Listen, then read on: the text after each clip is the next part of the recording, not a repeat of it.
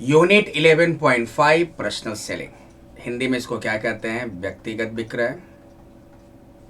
व्यक्तिगत विक्रय। तो इस चैप्टर का फर्स्ट टॉपिक है मीनिंग ऑफ पर्सनल सेलिंग, यानी कि व्यक्तिगत विक्रय का क्या अर्थ है। तो ध्यान से सुनो बच्चों। पर्सनल सेलिंग का मतलब सेल को बढ़ाने का, यानी कि सेल इंक्रीज करने का वह तरीका, वह माध्यम, सेल इंक्रीज करने का वह माध्यम जिसमें बायर और सेलर, बायर मतलब कस्टमर और सेलर ये दोनों एक दूसरे के आमने सामने होते हैं, और सेलर जो है बायर यानी कि कस्टमर को प्रोडक्ट सामने रखेगा, कस्टमर को प्रोडक्ट के बारे में जानकारी देता है, और जो भी समस्या होती है कस्टमर को, जो भी प्रॉब्लम है, जो भी समस्या है, उस समस्या को दूर करेगा और कस्टमर को प्रोडक्ट खरीदने के लिए प्रेरित करेगा। तो ये सेल का जो तरीका है इसी को कहते हैं पर्सनल सेलिंग। तो ध्यान से बोल रहे हैं, सुनो बच्चों। पर्सनल सेलिंग का मतलब सेल इंक्रीज करने का या सेल प्रमोट करने का, सेल को बढ़ाने का एक ऐसा माध्यम जिसमें बायर और सेलर दोनों डायरेक्ट रूप से आमने सामने होते हैं। बायर मतलब कस्टमर, सेलर तो समझते ही हो। तो सेलर और कस्टमर दोनों डायरेक्ट रूप से आमने सामने होते हैं, और जो सेलर है वह कस्टमर के सामने प्रोडक्ट रखता है, प्रोडक्ट को प्रेजेंट करता है, कस्टमर को प्रोडक्ट की जानकारी देता है, और साथ में कस्टमर को प्रोडक्ट खरीदने के लिए प्रेरित करता है ताकि कस्टमर प्रोडक्ट खरीद सके। तो इस तरह से सेल बढ़ाने का जो तरीका है या सेल करने का जो तरीका है उसे हम क्या कहते हैं? Personal selling. पर्सनल सेलिंग में बायर और सेलर के बीच में कन्वर्सेशन होता है, डायरेक्ट पर कन्वर्सेशन होता है। बायर और सेलर आमने सामने होंगे, और बायर जो होता है वो उसको सामान खरीदना है, कस्टमर को सामान खरीदना है, तो सेलर कस्टमर के सामने प्रोडक्ट रखेगा, कस्टमर को प्रोडक्ट के बारे में बताएगा, और साथ में कोशिश करता है, एफर्ट करता है, प्रेरित करता है कस्टमर को कि वो उसका प्रोडक्ट खरीदे। इस तरह से सेल को बढ़ाया जा सकता है। ये तरीका आपका क्या हो गया? Personal selling. तो पर्सनल सेलिंग एक तरह का क्या हो गया? प्रमोशन मिक्स का एक एलिमेंट है। प्रमोशन मिक्स का एक क्या हो गया? एलिमेंट है। प्रमोशन मिक्स में कितने एलिमेंट्स थे? एक था आपका एडवर्टाइजिंग, एक था सेल्स प्रमोशन, एक था पब्लिसिटी, और एक आपका पर्सनल सेलिंग। तो पर्सनल सेलिंग क्या है बच्चों? एक बार और लास्ट टाइम, पर्सनल सेलिंग का मतलब सेल्स बढ़ाने का या सेल करने का एक ऐसा माध्यम, एक ऐसा मीडियम जिसमें कस्टमर और सेलर एक दूसरे के आमने सामने होते हैं, और सेलर कस्टमर के सामने प्रोडक्ट रखेगा, प्रोडक्ट पर को प्रेजेंट करता है, कस्टमर को प्रोडक्ट के बारे में सेलर बताता है, और कस्टमर को प्रोडक्ट खरीदने के लिए प्रेरित करता है ताकि कस्टमर प्रोडक्ट खरीद सके। तो ये जो मीडियम है सेल बढ़ाने का, ये जो प्रमोशन करने का जो तरीका है, ये क्या हो गया? आपका पर्सनल सेलिंग। तो एक बार पढ़ लेते हैं इसको। It refers to the oral presentation of the message in the form of conversation। यानी कि पर्सनल सेलिंग में बायर और सेलर यानी कि कस्टमर और सेलर के बीच में डायरेक्ट कन्वर्सेशन होता है, दोनों एक दूसरे के आमने सामने होंगे ताकि सेल हो सके, यानी कि कस्टमर सामान खरीदने के लिए प्रेरित हो। ये तरीका है। Personal selling is a direct face to face communication process where a sales person interacts with potential customer. Potential customer जो मेरे दुकान में आए हैं, वो हमारा सामान खरीदने वाले हैं, तो खरीदेंगे तो हमारे कस्टमर बनेंगे। तो जो भी कस्टमर जो हमारा बनने वाला है, जो हमारा कस्टमर अभी बना नहीं है लेकिन आने वाले समय में वो कस्टमर हमारा बन सकता है, हमारा प्रोडक्ट खरीद सकता है, वो आपका पोटेंशियल कस्टमर। एक दुकान खोल कर बैठे हो, जो भी आया कस्टमर वो आपके लिए पोटेंशियल कस्टमर है, और जब सामान खरीद लेता है तो सिर्फ क्या बन गया? कस्टमर बन गया। पोटेंशियल कस्टमर का मतलब ये कस्टमर हमारा बनने वाला है। तो इसमें जो सेल्स पर्सन और कस्टमर होता है उनके बीच में कन्वर्सेशन होता है। सेल्स पर्सन कस्टमर के नीड को समझकर इंफॉर्मेशन प्रोवाइड करता है और कोशिश करता है कि कस्टमर को इस तरह की जानकारी दे प्रोडक्ट के बारे में कि कस्टमर प्रोडक्ट खरीदने के लिए डिसाइड कर सके, कस्टमर सेटिस्फाइड हो, कस्टमर को प्रेरित किया जा सके कि कस्टमर को प्रेरित किया जाए ताकि वो प्रोडक्ट खरीद सके। तो ये आपका जो तरीका है, जो डायरेक्ट कन्वर्सेशन बिटवीन बायर और सेलर के बीच हो रहा है, आपका पर्सनल सेलिंग है। तो आसान टॉपिक है, दे पढ़ लोगे इसको। आगे नेक्स्ट है features of personal selling.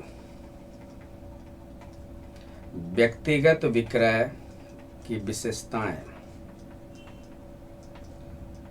Personal selling का क्या फीचर्स है?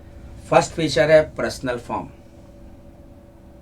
यानी कि पर्सनल सेलिंग में बायर और बायर और सेलर, यानी कि कस्टमर, बायर मतलब कस्टमर और सेलर दोनों एक दूसरे के आमने सामने होते हैं, उनके बीच में डायरेक्ट कन्वर्सेशन होता है। तो कह सकते हो कि बायर और सेलर के बीच में किस तरह का रिलेशनशिप डेवलप हो रहा है, पर्सनल रिलेशनशिप डेवलप हो रहा है। किस तरह का बातचीत हो रहा है, पर्सनल बातचीत हो रहा है, मतलब direct face to face conversation होते हैं। बायर और सेलर एक दूसरे के आमने सामने होते हैं, या खरीदने वाला बेचने वाला आमने सामने होगा। तो ये इसलिए पर्सनल सेलिंग क्या है, इसका फॉर्मेट क्या है, पर्सनल फॉर्मेट हो गया। सेकेंड है development of relationship. Personal selling में जो सेल्स पर्सन है, यानी कि जो सेलर हो गया, जो सेल्स पर्सन है और कस्टमर, उनके बीच में एक रिलेशनशिप डेवलप होता है, पर्सनल रिलेशनशिप डेवलप होता है। आप ही दुकान से सामान खरीद रहे हो, रेगुलर सामान खरीदोगे तो दुकानदार के साथ आपका बॉन्डिंग हो जाता है, आपका एक पर्सनल रिलेशन बन जाता है, वही बात है। तो इससे जो सेल्स पर्सन है, जो कस्टमर है, उनके बीच में रिलेशनशिप डेवलप हो जाता है, जो सेल के लिए ज़रूरी है। अगर किसी कस्टमर के साथ आपका रिलेशन बन गया तो आप वो कस्टमर आपके लॉयल बन जाता है, आपका लंबे समय तक का कस्टमर बन जाता है, जो बिजनेस के लिए सही है, सेल के लिए सही है। तो ये पर्सनल सेलिंग का एक और फीचर। एक है ओरल कन्वर्सेशन। पर्सनल सेलिंग में सेलर, यानी कि जो सेल्स पर्सन होगा, और बायर यानी कि कस्टमर, इन दोनों के बीच में बातचीत होती है। ये दोनों आमने सामने होते हैं। तो किस तरह का बातचीत, मौखिक बातचीत, यानी कि ओरल कन्वर्सेशन होता है। और बातचीत में क्या क्या होता है, जैसे कि सेलर जो है कस्टमर को प्रोडक्ट के प्राइस के बारे में बताता है, प्रोडक्ट के रंग के बारे में बताता है, साइज डिजाइन के बारे में बताएगा। तो पर्सनल सेलिंग में ओरल कन्वर्सेशन होता है सेलर और कस्टमर के बीच में। स्लो स्पीड ऑफ सेल, हाँ ये एक चीज़ है कि पर्सनल सेलिंग में सेल जो होता है वो धीरे धीरे होता है, क्योंकि एक बार में सेलर एक ही कस्टमर को डील कर सकता है, या एक से कुछ अधिक कस्टमर को डील कर सकता है, जैसे 2-3 हो गए। तो इसमें धीरे धीरे से सेल होता है, टाइम कंज्यूमिंग होता है। इसमें अलग अलग कस्टमर को ध्यान में रखना होता है। एक कस्टमर को डील करोगे तभी दूसरे कस्टमर के साथ आप डील कर सकते हो। तो सेल करने का सबसे स्लो तरीका हो गया आपका पर्सनल सेलिंग। पर्सनल सेलिंग को एक एक कस्टमर को फेस करना होता है, जिसमें समय लगता है। और रियल सेल है ये, यानी कि पर्सनल सेलिंग में केवल कस्टमर को प्रोडक्ट की जानकारी नहीं दी जाती है, बल्कि कोशिश किया जाता है कि कस्टमर प्रोडक्ट खरीदने के लिए प्रेरित हो। यानी कि बेसिकली कह सकते हो कि पर्सनल सेलिंग सेल ही होता है। अब मेरे दुकान में कोई कस्टमर आया, हम उसके साथ direct face to face conversation कर रहे हैं और कोशिश कर रहे हैं कि हमारा प्रोडक्ट खरीदे। तो बेसिकली हम क्या कर रहे हैं, सेल कर रहे हैं। अगर कस्टमर प्रोडक्ट खरीद लिया तो सेल हो गया। तो पर्सनल सेलिंग आपका रियल सेल हो गया। Next, role of personal selling या इम्पोर्टेंस, यानी कि इसको अगर कहो तो व्यक्तिगत विक्रय का महत्व। व्यक्तिगत विक्रय का महत्व फर्स्ट इम्पोर्टेंस है बिजनेसमैन की तरफ से। देखते हैं बिजनेसमैन को पर्सनल सेलिंग से क्या फ़ायदा होता है। तो एक तो हो गया इफेक्टिव प्रमोशन टूल, यानी कि पर्सनल सेलिंग में क्या है कि जो सेल्स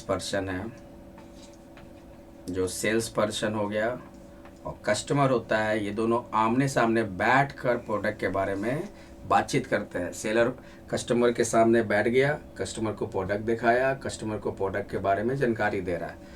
तो इससे क्या हो रहा है कि ये प्रमोशन हो रहा है बेसिकली, यानी कि सेल बढ़ाने का एक तरीका है। कस्टमर के साथ फेस टू फेस इंटरेक्ट होकर प्रोडक्ट के बारे में इस तरह से बताना, प्रोडक्ट के फीचर्स के बारे में बताना, ताकि कस्टमर को सेटिस्फाइड किया जा सके और कस्टमर प्रोडक्ट खरीदने के लिए प्रेरित हो। तो बिजनेसमैन को फ़ायदा होगा कि ये प्रमोशन का बेस्ट तरीका है, क्योंकि आपका एक सेल्स पर्सन डायरेक्ट कस्टमर के साथ बातचीत करके प्रोडक्ट खरीदने के लिए प्रेरित कर रहा है, प्रोडक्ट के बारे में बता रहा है, प्रोडक्ट का इन्फॉर्मेशन दे रहा है। तो बेस्ट प्रमोशन टूल होता है, इससे सेल इंक्रीज होता है। तो ये बिजनेसमैन को फ़ायदा है। बिजनेसमैन को क्या चाहिए, सेल अधिक से अधिक हो। सेकेंड है मिनिमाइजेज वेस्टेज ऑफ एफर्ट्स। इसमें जो सेल्स पर्सन कस्टमर को प्रोडक्ट की जानकारी दे रहा है, तो जो एफर्ट लगाता है वो बर्बाद नहीं होता। अधिकतर केस में इसमें सक्सेस के चांसेस ज़्यादा हैं। जैसे मान लो हम एडवर्टाइजमेंट के माध्यम से प्रोडक्ट के बारे में लोगों को बता रहे हैं, और एक हम शोरूम खोल लिए और जितने भी कस्टमर आ रहा है उसको हम प्रोडक्ट के बारे में बता रहे हैं। कौन ज़्यादा इफेक्टिव है, आपका शोरूम वाला। हालांकि पर पर्सन के हिसाब से देखा जाए तो पर्सनल सेलिंग में खर्चा खूब होगा, लेकिन ये बेस्ट तरीका। इसमें हमारा और एफर्ट जो होता है बर्बाद नहीं होता है। अगर सेलर अगर कोशिश किया कि कस्टमर प्रोडक्ट खरीद ले, कस्टमर को प्रोडक्ट खरीदने के लिए प्रेरित करने के लिए इसने जितना भी एफर्ट लगाया, इसमें अधिकतर चांसेज होता है कि कस्टमर प्रेरित हो जाते हैं प्रोडक्ट खरीदने के लिए। तो minimise wastage of effort. Personal relationship बनता है, यानी कि पर्सनल सेलिंग में सेलर और कस्टमर दोनों एक दूसरे के आमने सामने होते हैं, तो इससे एक ट्रस्ट बनता है। और बायर के साथ रिलेशन, यानी कि कस्टमर के साथ सेलर का बढ़िया रिलेशन होने के कारण कस्टमर फिर आएगा आपका प्रोडक्ट खरीदने। इससे बिजनेसमैन को फ़ायदा है कि उनका जो डिमांड है, जो प्रोडक्ट सेल हो रहा है वो सेल होता रहेगा, सेल कम नहीं होगा। कंज्यूमर अटेंशन या कस्टमर अटेंशन। पर्सनल सेलिंग में कंज्यूमर को ध्यान में रखा जाता है कि कंज्यूमर को किस तरह का प्रोडक्ट खरीदना है, कंज्यूमर क्या चाहता है, तो इसी को ध्यान में रखकर कंज्यूमर के हिसाब से डील किया जाता है। जो ये काम कौन करता है? सेलर करता है। तो बेसिकली इसमें कंज्यूमर को ध्यान में रखा जाता है। और ऐसा तभी पॉसिबल है। कंज्यूमर का अटेंशन कैसे लोगे? जब आपका कोई सेल्स पर्सन कंज्यूमर के साथ डायरेक्ट फेस टू फेस होकर कन्वर्सेशन करता हो, तब पता चलता है कंज्यूमर का क्या अटेंशन है। तो ये पर्सनल सेलिंग के थ्रू ही पॉसिबल है। तो इससे किसको फ़ायदा होता है? बिजनेसमैन को। लास्टिंग रिलेशनशिप, लंबा रिलेशनशिप होता है कस्टमर और सेलर के बीच में। पर्सनल सेलिंग में सेलर और कस्टमर के साथ एक रिलेशन बनता है, एक बॉन्डिंग बनता है जो लंबे समय तक चलता है। आप सोच कर देखो कि अगर आप किसी दुकान के कस्टमर हो, आप बार बार दुकान में जाकर सामान खरीदते हो, सेलर का व्यवहार आपको सही लग रहा है, तो एक तरह से सेलर के साथ आपका क्या होता है, कन्वर्सेशन करते करते कि बॉन्डिंग बन जाती है। आप लंबे समय से उसी दुकान से प्रोडक्ट खरीदोगे, वही प्रोडक्ट खरीदोगे। तो बेसिकली इसमें अगर सेलर और कस्टमर के बीच में रिलेशनशिप डेवलप होता है तो लॉयल रिलेशन माना जाता है, लास्टिंग रिलेशनशिप चलता है। यानी कि कस्टमर के स्विच होने के चांसेस कम है, कस्टमर आपके लॉयल बने रहेंगे। यानी कि एग्जिस्टिंग कस्टमर के लिए आपको सोचना नहीं है। और एग्जिस्टिंग कस्टमर है तभी तो पोटेंशियल कस्टमर्स आएंगे। एग्जिस्टिंग कस्टमर, जो कस्टमर मेरा बन चुका है, और पोटेंशियल कस्टमर का मतलब जो कस्टमर अभी बना नहीं है लेकिन भविष्य में हो सके कि हमारा कस्टमर बनेगा। जो तक अभी तक मेरा कस्टमर नहीं बना, पोटेंशियल कस्टमर है, हो सकता है आने वाले में से उनमें से ही कोई फिर से हमारा कस्टमर, आने वाले समय में कोई मेरा कस्टमर बने। तो जो अभी तक कस्टमर नहीं हो, पोटेंशियल कस्टमर भविष्य में बनेगा। तो इसमें सेलर और बायर के बीच का रिलेशनशिप क्या होता है? लंबा रिलेशनशिप होता है, लंबे समय तक चलता है। इसका फ़ायदा बिजनेसमैन को है। बिजनेसमैन को ये फ़ायदा है कि उसका प्रोडक्ट बिक रहा है, कस्टमर बने हुए हैं। अब हम लोग देखते हैं कस्टमर को क्या फ़ायदा होता है। Importance to customer. कस्टमर को सबसे बड़ा फ़ायदा होता है कि उनके नीड को पहचानने में मदद मिलती है। जैसे देखो नीड क्या होता है, जैसे कि एक आपका एग्जांपल ले लो, जैसे वैक्यूम क्लीनर। वैक्यूम क्लीनर से क्या होता है कि आप साफ़ सफाइयाँ कर सकते हो। क्लीनर एक तरह से कर सकते हो, क्लीनर साफ़ सफाइयाँ का काम करता है ये। और अगर वैक्यूम क्लीनर से साफ़ करोगे तो कम समय में आप ज़्यादा काम कर सकते हो। तो मान लो कस्टमर है, मान लो ए नाम का, इसको अभी पता नहीं है कि मार्केट में वैक्यूम क्लीनर मिल रहा है, लेकिन इसका तो नीड है। नीड क्या है? इस प्रोडक्ट का नीड है, क्योंकि घर का साफ़ सफाइयाँ तो ए भी करता है, लेकिन इसको पता नहीं है कि मार्केट में वैक्यूम क्लीनर मिल रहा है जो उसके घर को साफ़ सफाई करने में मदद करेगा, उससे अपना घर साफ़ सफाई कर सकता है। तो बेसिकली पर्सनल सेलिंग में क्या होता है कि ये बात कि मार्केट में वैक्यूम क्लीनर है, ये कौन बताएगा? सेलर बताएगा। किसको बताएगा? अपने कस्टमर, जो कि मान लो ए नाम का कस्टमर है। तो ये सेलर क्या करेगा? बताएगा कि ये वैक्यूम क्लीनर है, आप वैक्यूम क्लीनर को यूज कर सकते हो, साफ़ सफाई में यूज कर सकते हो। तो बेसिकली पर्सनल सेलिंग से कस्टमर को ये फ़ायदा होता है कि उनके नीड से रिलेटेड प्रोडक्ट मार्केट में उनको मिल जाते हैं, क्योंकि सेलर से सेलर से डायरेक्ट बातचीत करते हैं। और सेलर क्या करेगा? उनको वैक्यूम क्लीनर के बारे में बताएगा। तो यही है कस्टमर का फ़ायदा। यानी कि मार्केट में आप तभी प्रोडक्ट खरीदोगे जब प्रोडक्ट आपको पता रहे। और पर्सनल सेलिंग में ही होता है, पर्सनल सेलिंग में वो आपको प्रोडक्ट बताएगा, सेलर को लगेगा कि ये प्रोडक्ट कस्टमर के लिए ज़रूरी है, और कस्टमर नहीं जानता है तो पर्सनल सेलिंग में सेलर वो प्रोडक्ट के बारे में कस्टमर को बताता है, तब जाकर कस्टमर को लगता है कि ये प्रोडक्ट हमारे लिए ज़रूरी है। तो बेसिकली कस्टमर को कौन सा प्रोडक्ट ज़रूरी है इसकी जानकारी सेलर देता है। अगर पर्सनल सेलिंग हो तो आमने सामने बैठ कर हो जाती है बात। Latest market information. कस्टमर को मार्केट का एकदम लेटेस्ट इन्फॉर्मेशन चाहिए। ये भी कैसे? जैसे मान लो कोई प्रोडक्ट है, 1 साल पहले वो प्रोडक्ट ख़रीदा था, अभी उस प्रोडक्ट का प्राइस क्या वही रहेगा, हो सकता है अलग हो सकता है प्रोडक्ट में कुछ नया फीचर्स आ गया हो। तो ये सब जानकारी पर्सनल सेलिंग के माध्यम से ही कस्टमर को मिलती है। वो सेलर के साथ डायरेक्ट जाकर बातचीत कर लेगा और सेलर प्रोडक्ट के बारे में पूरा करेंट इन्फॉर्मेशन दे देगा कि प्रोडक्ट का प्राइस अभी कम हो गया है, प्रोडक्ट में ये फीचर्स हैं, ठीक है ना। ये सारी जानकारी इस कस्टमर को सेलर के माध्यम से मिल जाता है। तो ये सब पॉसिबल है पर्सनल सेलिंग से। एक्सपर्ट का एडवाइस मिलता है इसमें, यानी कि कस्टमर को जब लगता है कि प्रोडक्ट की जानकारी चाहिए तो बढ़िया शोरूम में जाओ, प्रोडक्ट का उसका सेलर से आप पूछ लो सारे बात, सेल्स पर्सन आपको पूरी बात अच्छे से बता देगा। तो फुल गाइडेंस मिल जाता है कस्टमर को। कस्टमर का शोषण होने से यहाँ पे कोई टेंशन नहीं है, लगता है कि हम प्रोडक्ट के बारे में जान रहे हैं। तो बेसिकली यहाँ पे पर्सनल सेलिंग में सेलर के माध्यम से या सेल्स पर्सन के माध्यम से कस्टमर को जानकारी मिलती है। तो एक्सपर्ट एडवाइस होता है, इसके आधार पर कस्टमर डिसाइड करते हैं कि उनको प्रोडक्ट खरीदना है या नहीं खरीदना है। कस्टमर को प्रेरित, पर्सनल सेलिंग में क्या होता है, सेल्समैन रहेंगे, वो कस्टमर उनसे बात करेगा, कस्टमर से बातचीत करते हुए वो पूरी तरह से कस्टमर को मोटिवेट कर देता है, इनकरेज कर देता है प्रोडक्ट को खरीदने के लिए। तो इससे क्या होता है कि कस्टमर को भी लगता है कि जैसे वैक्यूम क्लीनर की बात हो गई, तो कोई सेल्समैन है, कस्टमर को मोटिवेट कर दिया कि आपके पास समय इतना थोड़ी ना है कि आप साफ सफाई पर ध्यान लगाओगे, आप वैक्यूम क्लीनर यूज करो। इससे कस्टमर मान लो प्रेरित हो गया, अब वैक्यूम क्लीनर खरीदने के लिए इनकरेज हुआ। तो ये इससे क्या होगा कि अब इनका जो ज़रूरत था कि पहले 1 घंटे साफ़ सफाई में लगता था, वैक्यूम क्लीनर से मान लो 15 मिनट में सफाइया हो जा रही है। तो इनके लिए तो फ़ायदेमंद ही हुआ ना। तो पर्सनल सेलिंग से कस्टमर को भी फ़ायदा है। सोसाइटी को क्या फ़ायदा है? पहला इसका सोसाइटी के लिए बेनिफिट है पर्सनल सेलिंग का, converts latent demand. Latent demand का मतलब पहले देख लेते हैं। लैटेंट डिमांड को हिंदी में कहते हैं छिपी हुई मांग। छिपी हुई मांग। लैटेंट डिमांड का मतलब होता है वह डिमांड जिसकी जानकारी कंज्यूमर को अभी तक नहीं है। मान लो मार्केट में वैक्यूम क्लीनर मिल रहा है और मान लो ए नाम का कस्टमर है, इसको पता ही नहीं है कि ये वैक्यूम क्लीनर है, ये मार्केट में अवेलेबल है, इसको हम यूज करके ये नहीं हम अपना रूम का साफ़ सफाइया कर सकते हैं। तो कस्टमर को तो जानकारी है ही नहीं, इसको कोई नॉलेज नहीं है। लेकिन ये इसका काम का है ना, बिल्कुल वैक्यूम क्लीनर तो जो साफ़ सफाई करते हैं या जो उनको लगता है कि उनका रूम साफ़ होना चाहिए, तो वहाँ पे साफ़ सुथरा करने में वैक्यूम क्लीनर का यूज़ किया जाता है।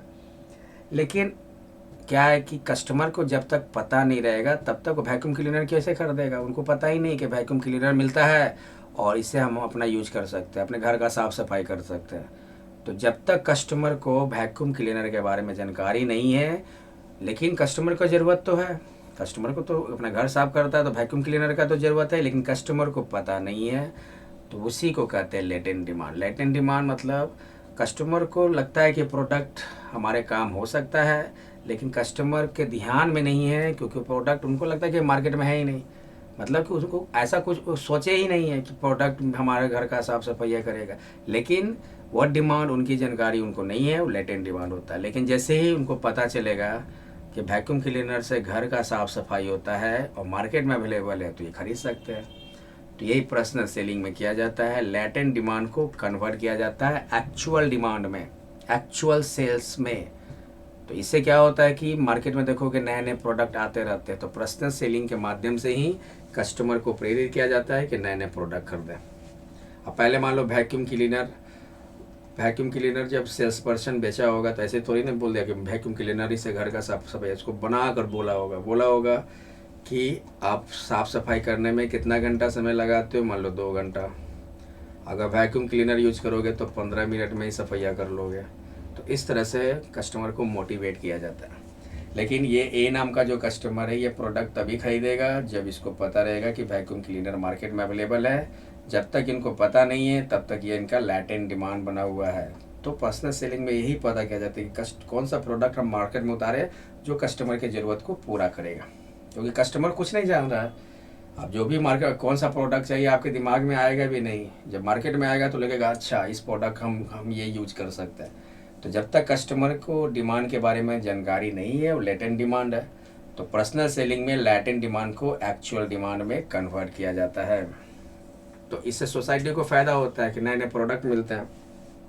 अब जो आपको घर का साफ सफाई करने में 2 घंटे का समय लग रहा था, मेहनत भी लग रही थी, वैक्यूम क्लीनर से आसान हो गया। तो यही है आपका personal selling. Employment, employment opportunities. Personal selling में क्या होता है कि सेल्स फील्ड में या उससे रिलेटेड फील्ड में जॉब क्रिएट होते हैं। बेसिकली क्या है कि जो नए नए आपके जो नौजवान होते हैं, युवक युवतियां होती हैं, यंग होते हैं, उनको अपना कैरियर बनाने की संभावनाएं दिखती है, कैरियर बनाने का अपॉर्चुनिटी दिखता है, क्योंकि पर्सनल सेलिंग में मैन पावर की ज़रूरत होती है। और पर्सनल सेलिंग में लोगों को, यानी कि जो जो न यंग हैं उनको बेसिकली इसमें यंग ज़्यादा इन्वॉल्व होते हैं, तो जो यंग हैं उनको आसानी से जॉब मिल जाता है। कैरियर अपॉर्चुनिटीज, कैरियर के हिसाब से भी देखेगा तो पर्सनल सेलिंग बहुत एडवांटेज है, क्योंकि आजकल देखते होगे ना कि एक कौन सा पोस्ट, कौन सा जॉब कर रहे हो, कौन से फील्ड में हो, तो सेल्स फील्ड में जॉब कर रहा है। ठीक है, सेल्स फील्ड, सेल्स एक तरह का समझो कि जॉब का एक फील्ड बन गया है सेल्स फील्ड।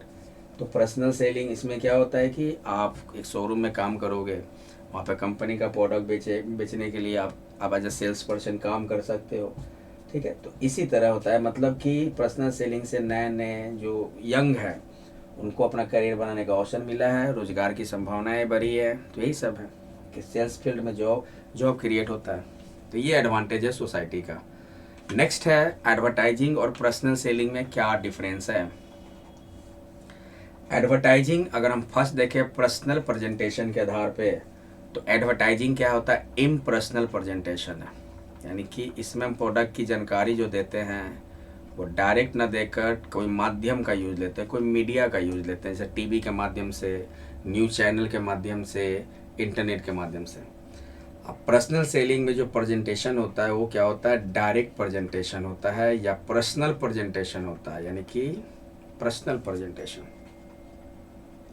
इसमें बायर और सेलर, यानी कि कस्टमर और seller face to face interact होते हैं, और सेलर कस्टमर के सामने फेस टू फेस प्रोडक्ट की जानकारी देता है। मैसेज का इंफॉर्मेटिव के आधार पर देखेंगे तो एडवर्टाइजमेंट में सभी लोगों को सेम मैसेज डिलीवर किया जाता है, यानी कि प्रोडक्ट का जो भी जानकारी देना है तो सभी लोगों के लिए एक ही मैसेज होगा, सभी कस्टमर के लिए एक ही मैसेज होगा, सभी पोटेंशियल कस्टमर के लिए एक ही मैसेज होगा।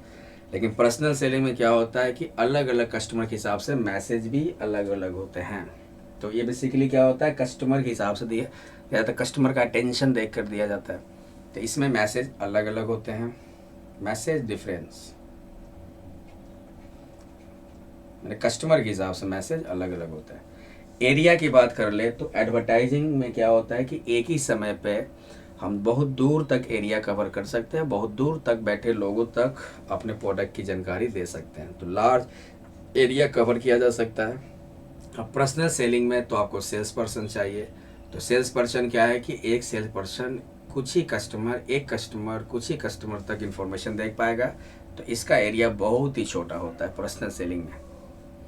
कॉस्ट की बात करें तो पर पर्सन कॉस्ट इसमें बहुत कम है, पर कस्टमर कॉस्ट के हिसाब से देखें तो कम है, लेकिन इसमें पर पर्सन कॉस्ट क्या होता है, अधिक होता है। इसमें हम एक इन्फॉर्मेशन दे रहे हैं कस्टमर को, तो 1000 रुपया, मान लो एक बैनर लगा दिया, बैनर लगाने का मान लो ऑन बोर्डिंग हो गया मान लो 50,000। अब इस 50,000 रुपये का हमने क्या किया, होर्डिंग लगाया, और इसमें से कम 5,000 लोग क्या किए, इस होर्डिंग से इनको प्रोडक्ट के बारे में जानकारी मिल गया। तो पर पर्सन कितना हो गया, 50,000 बटे 5,000, 10 रुपये पड़ रहा है, बहुत कम पड़ेगा। लेकिन इसमें क्या होता है ना कि हर कस्टमर के हिसाब से आपका खर्चा होता है, क्योंकि आपको सेल्स पर्सन की जरूरत पड़ेगी, वो सैलरी लेगा। इसमें पर पर्सन जो पर्सनल सेलिंग का खर्चा है वो बढ़ जाता है, इसमें पर सेलिंग खर्चा बहुत कम होता है। एडवर्टाइजमेंट में एडवर्टाइजमेंट कम खर्चीला है, पर पर्सन के हिसाब से देखा जाए, पर कस्टमर के हिसाब से देखा जाए। और पर्सनल सेलिंग क्या होता है, अधिक खर्चीला होता है अगर हम पर पर्सन के हिसाब से देखें।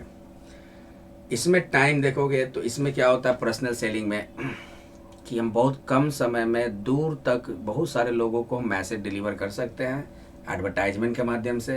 लेकिन पर्सनल सेलिंग में हम एक बार में एक या कुछ ही कस्टमर पे फोकस करते हैं, उनको प्रोडक्ट बताते हैं। तो कम समय में अगर चाहिए कि आप दूर तक मैसेज डिलीवर करो तो एडवर्टाइजमेंट ले लो, लेकिन एडवर्टाइजमेंट लोग इग्नोर भी कर देते हैं, उतना इफेक्टिव होता नहीं। टीवी पे ऐड दे रहा है, हर कोई थोड़ी ना विश्वास कर लेता है। अब पर्सनल सेलिंग में क्या होता है कि कस्टमर को डायरेक्ट सेल्स पर्सन के माध्यम से प्रोडक्ट की जानकारी दी जाती है, तो ये ज़्यादा चांसेज होता है कि कस्टमर अट्रैक्ट हो। एक है आपका मीडिया। एडवर्टाइजमेंट के लिए आपको माध्यम की जरूरत पड़ेगी। टीवी के माध्यम से एडवर्टाइजमेंट होता है, रेडियो, न्यूज़पेपर, ऑनलाइन एड्स, और इसमें कोई मीडिया की जरूरत नहीं पड़ती है, बस सेल्स पर्सन होता है और वो कस्टमर के साथ direct face to face conversation करता है, डायरेक्ट प्रोडक्ट की जानकारी देता है। तो इसमें कोई माध्यम की जरूरत नहीं पड़ती, कोई मीडिया की जरूरत नहीं पड़ती है पर्सनल सेलिंग में। लेकिन एडवर्टाइजिंग में मीडिया की ज़रूरत पड़ती है। तो ये हमारा पूरी तरह से कंप्लीट हो गया यूनिट 11। यूनिट 11 आपका कंप्लीट हो गया, प्लेलिस्ट बना हुआ है। यूनिट 11 में आपका क्या था ना, मार्केटिंग।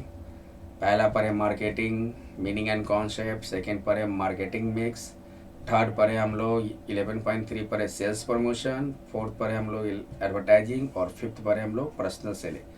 तो यूनिट 11 आपका पूरा मार्केटिंग था, जिसको 5 सब यूनिट्स में डिवाइड किया गया था। एक चीज़ आप लोग नोटिस कर लेना, एग्जाम में आ सकता है, पब्लिसिटी। देखो पब्लिसिटी क्या होता है कि इसमें फ्री ऑफ कॉस्ट होता है, लेकिन कोई आपके प्रोडक्ट के बारे में इंफॉर्मेशन दे दिया, लेकिन इसके लिए कोई पैसा खर्च करने का जरूरत ना पड़ा, इसको कहते हैं पब्लिसिटी। और जिसमें पैसा खर्च करना पड़ रहा हो क्या कहलाता है, एडवर्टाइजिंग। तो ये था हमारा बच्चों आज का लेक्चर। आप लोग पढ़ाई करते रहो, मेहनत करते रहो, मिलते हैं नेक्स्ट लेक्चर में। Thank you.